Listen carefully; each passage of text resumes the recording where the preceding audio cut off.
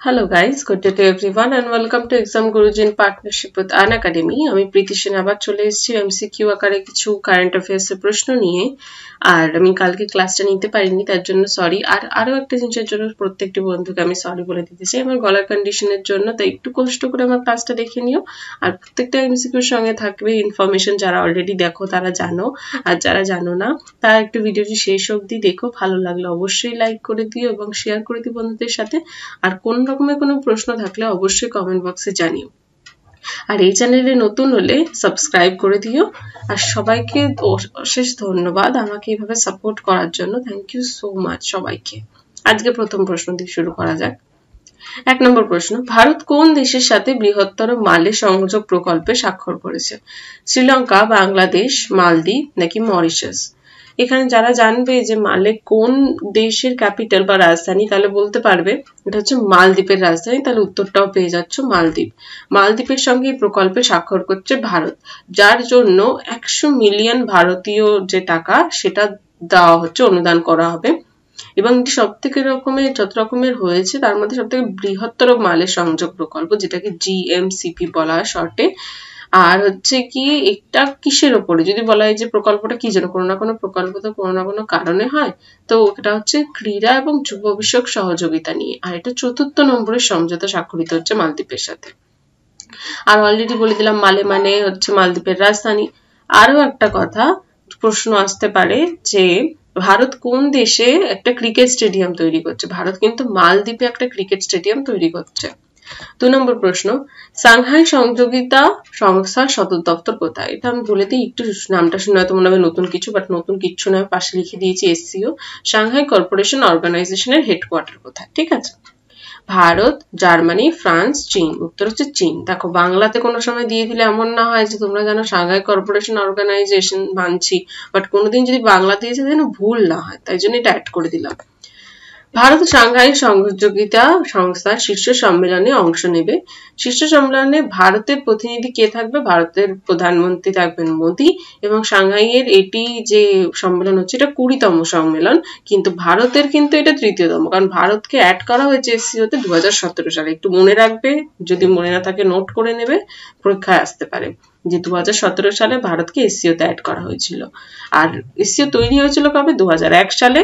আর কার্যকর হয়েছে 2003 সাল থেকে। আর SCO-র অফিসিয়াল ভাষা যদি জিজ্ঞেস করে তাহলে হচ্ছে রাশিয়ান আর চায়নার ভাষা। ঠিক আছে, চায়না বলতে আই থিঙ্ক ম্যান্ডারিনিস হবে। 3 নম্বর, আন্তর্দেশীয় অভিবাসী সূচকে কোন রাজ্য শীর্ষে আছে? এটা তো তোমরা অপশন দেখিয়ে বলে দিতে পারবে। কেরালা, গোয়া, রাজস্থান নাকি অন্ধ্রপ্রদেশ? নান আদার দ্যান কেরালা, কারণ কেরালা সবকিছুতেই মোটামুটি শীর্ষে আছে, তাই জন্য মনে রাখাটা আই থিঙ্ক ইজি, কারণ আলাদা আলাদা রাজ্য মনে রাখতে হবে না। SDG index, health index, education index বা পাবলিক অ্যাফেয়ার ইন্ডেক্স নাকি আন্তর্দেশীয় অভিবাসী যে ইন্ডেক্স, সবকিছুতে কেরালা শীর্ষে। আর যে অভিবাসীদের একীকরণের ব্যবস্থা করেছিল কেরালা, তার জন্য এটি শীর্ষে রয়েছে। আর জিজ্ঞেস যদি করা হয় যে আন্তর্দেশীয় অভিবাসী মানে ইমিগ্রেন্টস যাকে বলা হয়, সেটা কোন দেশে কোন রাজ্যে সব থেকে কম ছিল বা কোন ইউটিতে সব থেকে কম ছিল কেন্দ্রশাসিত অঞ্চলে, তাহলে সেটার উত্তর কিন্তু দিল্লি। 4 নম্বর, প্রধানমন্ত্রী মোদী কোন প্রতিষ্ঠানে স্বামী বিবেকানন্দের জীবন আকারের মূর্তি উন্মোচন করবেন?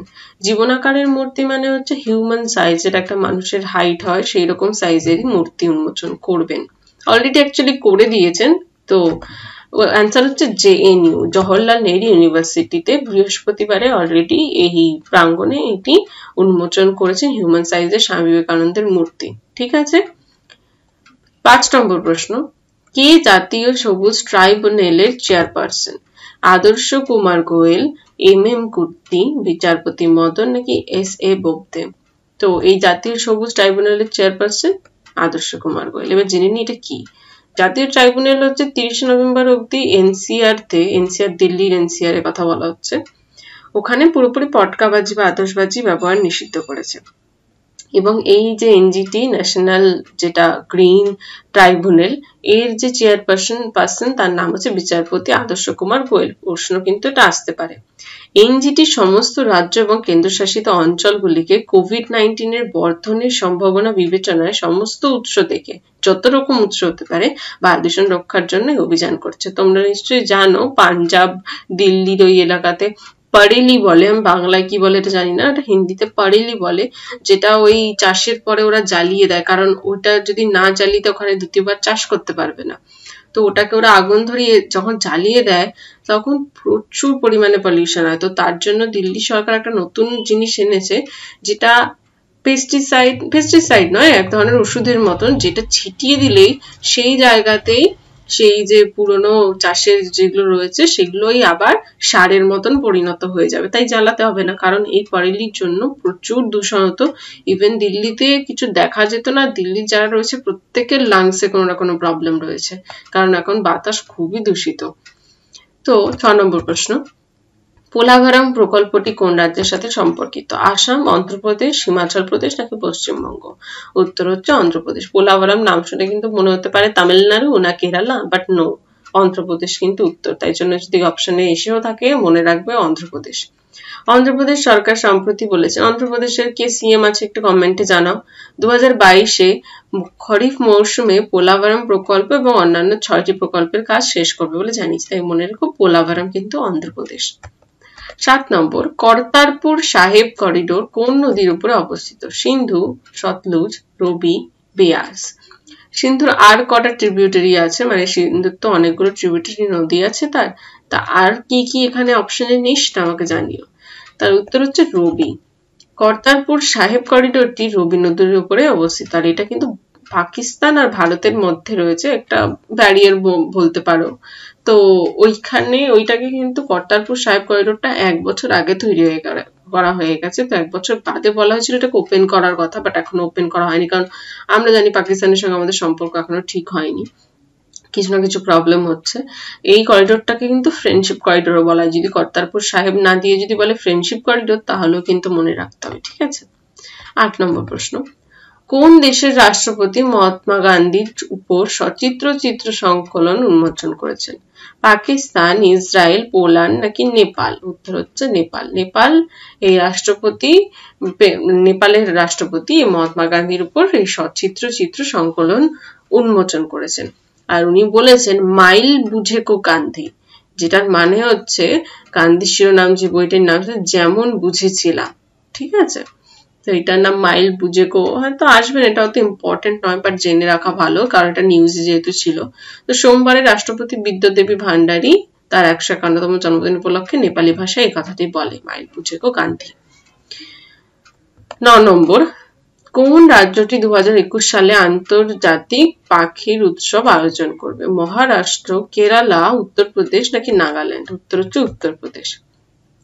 উত্তরপ্রদেশ 2021 সালে আন্তর্জাতিক পাখির উৎসব আয়োজন করবে মুখ্যমন্ত্রী যোগী আদিত্যনাথ এবং গভর্নর হচ্ছে আনন্দীবেন পাটেল।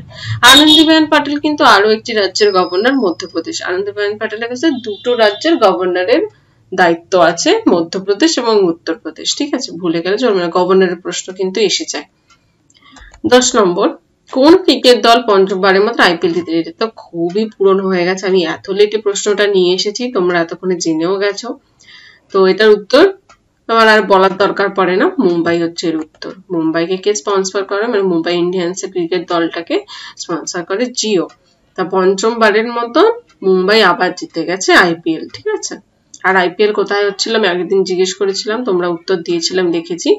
তার পরবর্তী প্রশ্ন, নিচের কোন দলটি টি20 চ্যালেঞ্জের শিরোপা হয়েছে? এটা কিন্তু মহিলা টি20 কথা বলা হচ্ছে। গ্রুপগুলোর নাম জেনে নি, টিমগুলো ট্রেল ব্লাজার, সুপারনোভাস, বে না আফ্রিকা? তো উত্তর হচ্ছে ট্রেল ব্লাজার। ট্রেল ব্লাজার যদি বলে কাকে হারিয়েছে তাহলে হচ্ছে সুপারনোভাসকে হারিয়েছে। ট্রেল ব্লাজাররা সুপারনোভাসকে 1 রানে পরাজিত করে এই টি20 চ্যালেঞ্জ মহিলাদের যে টি20 ক্রিকেট এই ট্রফিটা জিতে নিয়েছে। আর ট্রিল বাজারের মহিলাদের যে জয়ের মানে ট্রিল বাজারের যে ক্যাপ্টেন আর কি সিম্পল ভাষাতে, সে হচ্ছে স্মৃতি মান্দানা, ঠিক আছে। 12 নম্বর প্রশ্ন এবং আমাদের শেষ প্রশ্ন, উত্তরাখণ্ড ডে কোন দিন পালন করা হয়? এই ডে হিসাবে তো তোমরা তাহলে তো ভাববে যে সবকটা রাজ্যের মনে রাখতে হবে, আসলে না। কারণ কি হয়, কোনো কিছু যদি কোনো ডেট যদি রিসেন্টলি পাস হয় সেগুলো একটু মনে রাখতে হয়, কারণ সেগুলো নিউজে আসে, কোনো না কোনো মন্ত্রী কিছু না কিছু উদ্বোধন করে, কিছু না কিছু মন্ত্রীরা কিছু বলে, তো ওই জন্যই আর কি ইম্পর্টেন্ট হয়ে যায়। তো এখানে উত্তর কি হবে? এখানে উত্তর হবে নভেম্বর 9 নভেম্বর হচ্ছে উত্তরাখণ্ডে, মানে যেদিন উত্তরাখণ্ডের তৈরি হয়েছিল ফাউন্ডেশন ডে। 1994 সালের 9 নভেম্বর উত্তরাখণ্ডের নতুন রাজ্য হিসেবে গঠিত হয়। এই দিনটিকে উত্তরাখণ্ডে পালন করা হয়, ঠিক আছে। আর এই দিনই উত্তরাখণ্ডে এয়ার বেলুন ওড়ানো হয়, এয়ার বেলুন ফেস্টিভ্যাল। আর একটা কোশ্চেন তোমরা যদি পারো নোট করে নাও, ওটা হচ্ছে কি উত্তরাখণ্ড ডে এর বদলে হয়তো বলতে পারে এয়ার বেলুন কোথায় কোন রাজ্যে এয়ার বেলুন ফেস্টিভ্যাল পালন করা হয়েছিল, সেটা কিন্তু উত্তরাখণ্ডে করা হয়েছিল। আর এই ফাউন্ডেশন ডে উপলক্ষেই কিন্তু ওখানকার মুখ্যমন্ত্রী কাজটি করেছিলেন। থ্যাংক ইউ সো মাচ সবাইকে, অনেক অনেক ধন্যবাদ, তোমরা আমার সাপোর্ট করছো, এতে আমি ভীষণ খুশি। আর আমার ভিডিওটি ভালো লাগলে অবশ্যই লাইক করে দিও, এবং যা জানার আছে বা কিছু বলার থাকলে অবশ্যই কমেন্টে বলো, আমি অবশ্যই কমেন্ট দেখবো, এবং বন্ধুদের সাথে শেয়ার করে দিও। আর ভালো লাগলে লাইক করো, আর চ্যানেলটাতে কিন্তু সাবস্ক্রাইব করে দিও, তাহলে যখনই আমার ভিডিও আসবে তোমরা নোটিফিকেশন পেয়ে যাবে, ঠিক আছে। আজকের মতন এখানেই ক্লাস শেষ হচ্ছে। সবাই সুস্থ থেকো, মন দিয়ে পড়াশোনা করো, পরীক্ষা আসছে সামনে। আর কোনো কিছু প্রবলেম হলে অবশ্যই জানিও। Thank you so much, have a great day. কেন আনএকাডেমিতে জয়েন হওয়া উচিত? তোমরা তোমাদের পছন্দ মতন এডুকেটর পাবে, তোমাদের পছন্দ মতন batches, WB TET, WBPSC, WBP, WBPSI, WBCS ইত্যাদি। আগেকার ক্লাস এরকম হতো, এখনকার ক্লাস পুরো এরকম হচ্ছে ডিজিটালভাবে। এখানে ওয়ার্ল্ড ক্লাস টেকনোলজি ইউজ করা হচ্ছে। এছাড়াও পড়ানো হচ্ছে পোল্ট এবং চ্যাট সেকশনের মাধ্যমে। এছাড়াও তোমাদের জন্য রয়েছে quiz, doubt clearing class, test series, dual educator classes ইত্যাদি। টেকনোলজি এইভাবে ইউজ করা হচ্ছে, দেখো স্ক্রিনে দেখা যাচ্ছে। এছাড়াও এখানে পোল, চ্যাট অপশন, সেলফ অ্যানালাইসিসের মাধ্যমে পড়ানো হয়। তোমরা পোলসের মাধ্যমে দেখতে পারবা তোমরা ফার্স্ট হলে না সেকেন্ড হলে না থার্ড হলে। এছাড়া ডুয়াল এডুকেটর ক্লাসের সুবিধা পাবে। এখানে যে সাবজেক্টগুলো অফার করা হচ্ছে সেগুলি হলো quantitative aptitude, reasoning, physics, chemistry, biology, history, geography, polity, English, Bengali, current affairs, economics. এছাড়া যে অপশনাল সাবজেক্টগুলো অফার করা হচ্ছে সেগুলো হলো অ্যানথ্রোপোলজি, সোসিওলজি, সাইকোলজি এবং হিস্ট্রি। এছাড়াও অপশনাল সাবজেক্টগুলো অফার করা হচ্ছে political science, physics, chemistry, geography. তোমরা ততক্ষণ হলো আনএকাডেমিতে ভর্তি হতে থাকো, সাবস্ক্রিপশন নিতে থাকো তোমাদের চাকরি পাওয়ার জন্য। এখানে যে ক্লাসগুলি হচ্ছে সেগুলি হলো WBCS, WB TET, WBPSC clerkship, WBP, WBPSI, PSC miscellaneous, আরও অনেক কিছু। এখানে কোর্স প্ল্যান হলো আছে 1 মান্থ, 3 মান্থ, 6 মান্থ, 12 মান্থ এবং 24 মান্থ। এখানে স্ক্রিনে কোর্স ফি দেওয়া আছে। যে কোর্স ফিগুলো আছে, তোমরা যদি ইজি লাইভ কুপন কোডটি ইউজ করো তাহলে তোমরা 10% ফ্ল্যাট ডিসকাউন্ট পাবে। এছাড়াও তোমরা এইচডিএফসির এটিএম বা ডেবিট কার্ড ইউজ করলে তোমরা মাসে মাসে পেমেন্ট করতে পারবে। তা সুতরাং তোমরা আনএকাডেমিতে সাবস্ক্রাইব করো। ধন্যবাদ।